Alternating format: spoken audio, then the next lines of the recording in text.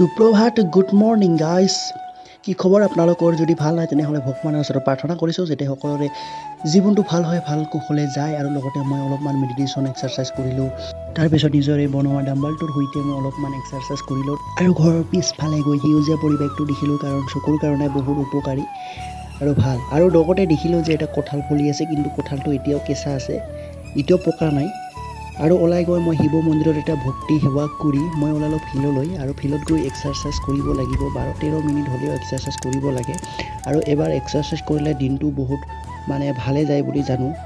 শৰীৰ কাম কাজ কৰিবলৈ বহুত ভাল লাগে এটা কমফৰ্টেবল হয় আৰু লগতে মই এক্সাৰচাইজ কৰি আহি ঘৰত আহি গা পা ধুই ফ্ৰেছ হৈ গাইজ হালধীয়া গামোচা মোৰ কাৰণে প্ৰিয় আৰু লগতে লাল চাহ একাপ বনাই লৈ লাল চাহ খালোঁ কিন্তু লাল চাহটো ইমান মিঠা হোৱা নাই তথাপিও খাব লাগিব আৰু লাল চাহৰ লগত এনেই খালি ভাল নালাগে তাৰ কাৰণে